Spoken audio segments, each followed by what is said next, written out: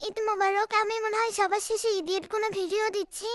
আমি ঈদের দিন সকালেই চলে গিয়েছিলাম আগে ছাদে, যাই ছাদটা ভালোভাবে পরিচর্যা করে আসলাম, ফটো সব দেখে আসলাম। এরপর আমাদের কোরবানির গরুটা ওখানে কাটবে, সেটাই দেখছিলাম জানালা দিয়ে। এরপরে এসে আগে সেমাই রান্না করলাম, আর এই যে রুটি বানাচ্ছিলাম, এটা ভাজতেছি।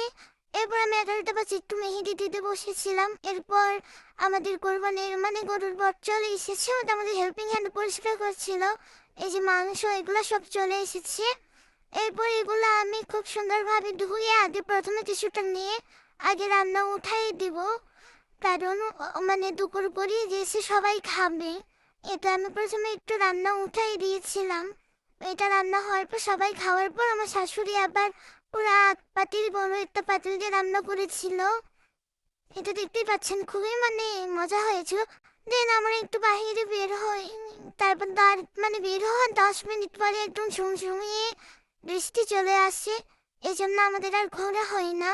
এই যে দেখুন ওয়েদারটা একদম খারাপ দেখে আমরা একটা মানে জায়গা দেখে দাঁড়িয়ে পড়েছিলাম যেন বৃষ্টি আসলে ভিজে না যায়। এই যে দেখুন ঝুমঝুমিয়ে বৃষ্টি চলে এসেছে, তো আমি একটু ঢং করছিলাম। এরপর আমরা একটা রেস্টুরেন্টে গেলাম, সেখানে একটু ফ্রেঞ্চ ফ্রাই, পিৎজা এসব খাওয়ার পর ওখানে আমরা কিছু মানে সময় কাটাই। সময় কাটানোর পর আমরা চলে যাই নওগাঁ জেলায় অবস্থিত পাহাড়পুর বৌদ্ধবিহারে। এই তো দেখতেই পাচ্ছেন আমাদের বাসা থেকে এটি বেশি দূরে না, 10 কিলোমিটারের মতো হবে। আর সেদিন এত বেশি রোদ আর গরম ছিল, যার জন্য ঘোরা হয় নাই। আমরা মানে ছায়া দিকে বসে পড়েছি, আর সেখানে বসে বসে আইসক্রিম এসব খাচ্ছিলাম, সে ট্রিপ নেওয়া হয় নাই। সবাই মানে ওয়েদার ঠান্ডা ঠান্ডাও মানে পাবে কই, সেই আছে গাছের নিচে সবাই বসে পড়েছে। আমরাও এরকম খুঁজে চলে গিয়েছিলাম। এরপর বাসায় আসি, আসার পর হালকা পাতলা নাস্তা করে নিই আমাদের গাছের পাকা আম। আমি একটু নুডলস রান্না করি, আর সাথে ছিল কেক।